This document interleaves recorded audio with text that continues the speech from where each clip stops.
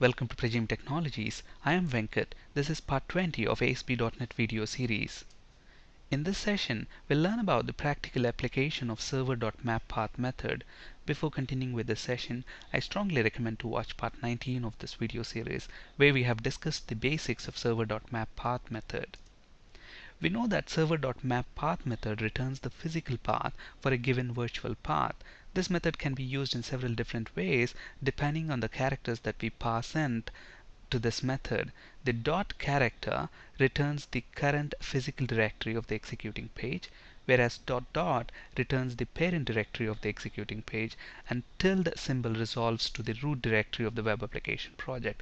We have discussed about this in part 19 of this video series. Let's actually look at an example. Here I have a simple ASP.NET web application project, and if you look at this page in electronics folder.aspx page, it's present in electronics folder, which is present in categories, and this categories folder is present in sample web project. Okay, now let's say on this page I want to drag and drop a drop down list control,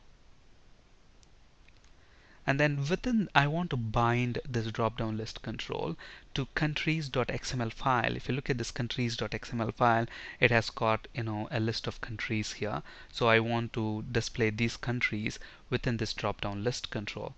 So obviously if you look at the locations of these two files, the countries.xml file is present in countries folder, which is present in data, and this data is present in the root directory of the web application project, whereas page in electronics folder.aspx is present in electronics folder, which is present in categories, and that's present in the root directory. So if this page has to find this file, it has to navigate to the root directory, and from there go to the data folder and then to the countries folder and then retrieve this file. Okay, so let's write simple code to actually read that XML file.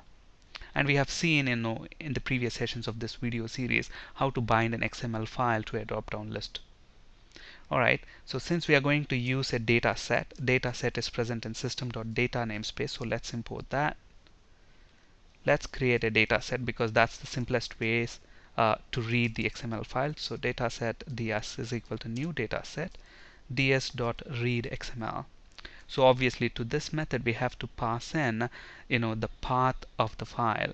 Okay, so obviously if you have to pass in the physical path of the file, then you have to retrieve that. So how do we retrieve the physical path of the file? We can use the server.mapPath method. Okay, because to server.mapPath method you can pass in a virtual path which gets resolved to the physical path of that particular file. Okay, so I want to get to the this particular file.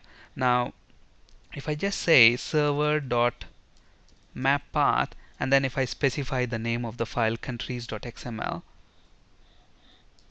by default what's going to happen, the server.mapPath will actually look for that file within the executing directory. Now this is the current directory where this page is present. So when you say countries.xml, the server.mapPath method tries to look in that directory itself, but we don't have countries.xml within that folder. Okay, it's actually present in countries.xml, I mean countries folder. So if you have to find that, you have to come all the way to the root directory. From the root directory you have to go to the data directory, within which you will have to go to countries and then find this countries.xml.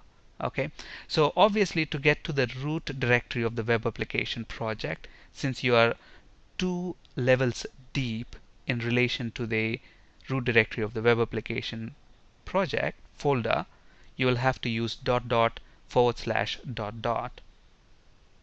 So dot dot forward slash dot dot forward slash. So these two dots will navigate me back to the categories. These two dots will navigate me back to the root directory. So from the root directory I have to go to the data folder and then to the countries folder.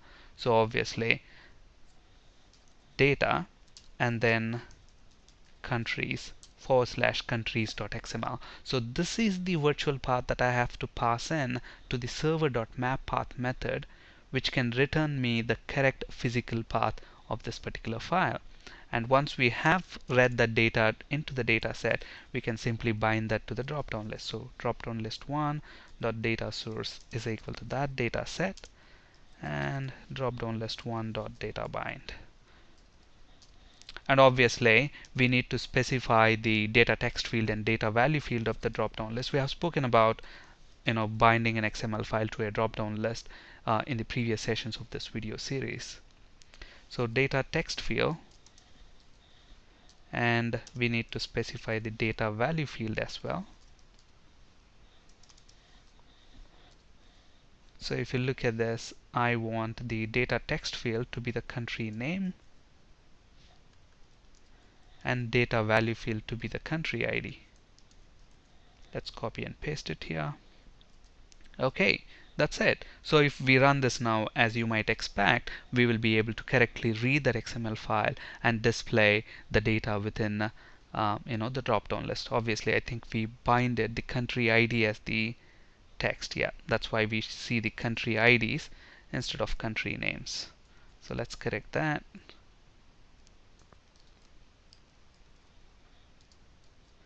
Alright, so if we run this now, as you might expect, we will see the country names within the drop-down list. Okay, so we can see all the countries there. So, but then, is this the best way to do this? Maybe not, because it works here fine without no issues, because you have computed how to navigate to the root directory, because I am 2 levels deep, relative to the root web application directory. I used .. /.. But just imagine if I want to display the same drop-down list and same data in this page, in root directory.aspx. Let's try to copy this and paste it within this page. Okay, is this going to work? No, this will break. First of all, let's correct this error.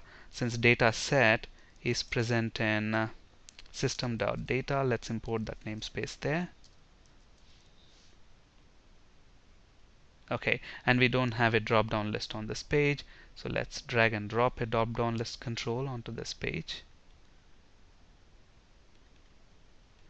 Okay, so now if you look at this one, when I compile the solution, I don't get any compilation error. Okay, but then when we actually run this page, this page in root directory.aspx, this page is going to crash, and you can understand why. Because if you look at this page, this is already in the root directory of the web application project. And then look at this. So when you say ... it tries to go to the parent directory. Now, beyond the root of your web application project, you don't have any other directory. You cannot navigate. So trying to navigate beyond, the root directory of the project will throw an error. So obviously, this will return an error. Okay, so that's why, anytime you want to navigate to the root directory, I always suggest use the tilde character. But let's run this and see if we actually get an error. We should get an error. Okay, so cannot use leading to exit above the top directory. And what's the top directory for us? The sample web folder. You cannot navigate beyond that folder. That's why we get this error. On the other hand, look at this. Even this page works fine. Why? Because you're 2 levels deep. .. will correctly navigate you to the root. From the root, you want to go to the data folder and then into the countries and then read countries.xml, and that's what this says. This works fine. Instead of making this complicated, we know that we have to come back to the root directory and then go to the data folder and then countries folder. You can simply use the tilde character, and that's the best way to do this. Okay, no matter how deep you are in the folder level in relation to the root directory of the web application project, once you use tilde character, that will automatically be resolved to the root directory of the web application project. So now if I copy paste this code in any page in my web application project, it's just going to work fine as long as you have this countries.xml within this path. Okay, so if I copy paste this code here, it's going to work without any issues. So I run this now, it's going to work exactly the same as page in electronics folder.aspx. Okay, so we can see the list of countries there. If I try to run this page, the same code should run there as well. Alright. So the tilde symbol resolves to the root application directory no matter how deep you are in the folder hierarchy. This is the advantage of using tilde over the two dots. And this code with work will work from any folder in our application. Okay, whereas the following code will only work from folders that are two levels deeper relative to the root directory of the application. Because why? You use dot dot forward slash dot dot. A single dot dot will resolve to the parent directory. If you have another dot dot following that, then it tries to go to the parent directory above that. And if you're already in the root and if you try to use dot dot, you cannot navigate beyond the root directory. You will get a runtime error, not a compile time error, and runtime errors are always dangerous. On this slide, you can find resources for ASP.NET C# and SQL Server interview questions. That's it for today. Thank you for listening. Have a great day.